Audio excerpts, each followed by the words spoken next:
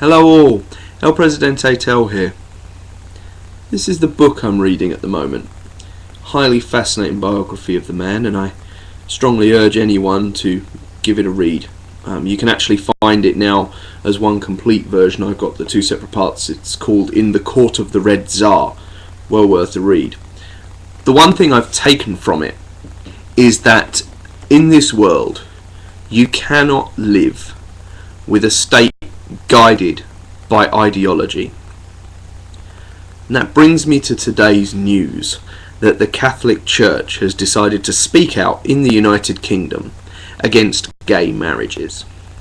Now, for the record, David Cameron, our Prime Minister, who I don't agree with on everything, but I do agree with on this, has said he wants to put gay marriage on the statute books by 2015.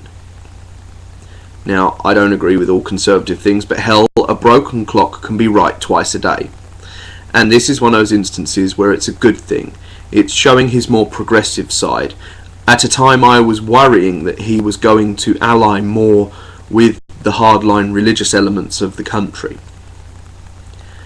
Now, it seems to me the main objection of the Catholic Church at the moment, as demonstrated by one of their archbishops on the BBC News website, link will be in the comment bar below to show you what I mean, click on the video on there, that traditionally marriage is between a man and a woman, and once we start changing the definitions of things, it starts to lose its importance or its prominence in society. It's always been between a man and a woman, and it's ordained by God, therefore we cannot change it.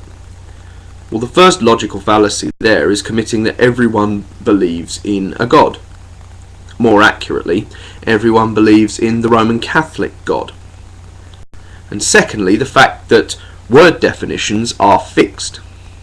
Now, I could say that the word bastard, up until very recently, the word bastard was used as an insult for people of questionable heritage, for people who had married out of wedlock, who had children. Those children were officially bastards, who, in terms of royal hierarchy, were not allowed to inherit the throne or any major power, because their lineage was not sacrosanct. Nowadays, the word bastard is merely used just to imply a dislikable person or someone who's done something dislikable. Very little of someone's parentage is actually brought into the conversation. I could also say the same about the fact that we used to call black people Negroes. Back in 1950, no one would have been offended by the word Negro or coloured. Nowadays we know that that has a pejorative sense to it, and so we don't use it. In my opinion, so it is with marriage. It's the same because word definitions are fluid. The English language evolves every day. There are new words added, words fall out of use constantly, and consequently I don't think we can purely rely on the fact that something's always been a certain way in order to maintain preserving it. You know, this argument of marriage is always between a man and a woman, therefore we shouldn't change it. Well, people from Africa used to be our slaves and work for nothing. Britain used to have half the world under imperial rule.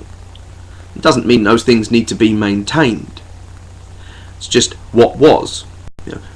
Germany killed 6 million people because of their religious affiliation, and countless thousands more because of their cultural heritage, sexual orientation, or even other religious beliefs that weren't conducive to the Nazi regime.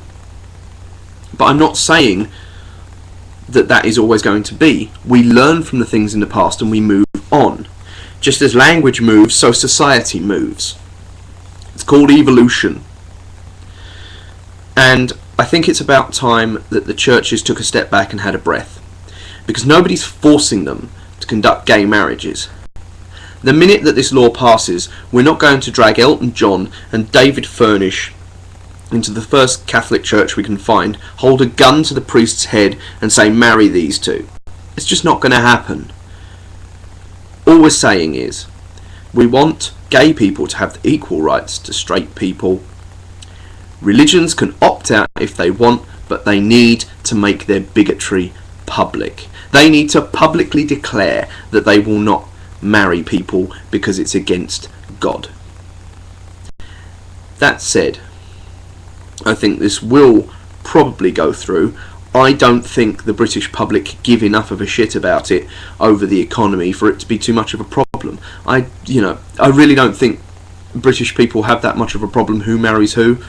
I don't think British people would care if you wanted to get dressed up as Boy Scouts and hit each other with ball-peen hammers. If that's what gets your rocks off in the bedroom and you're two consenting adults, have at it with hockey sticks. No one cares.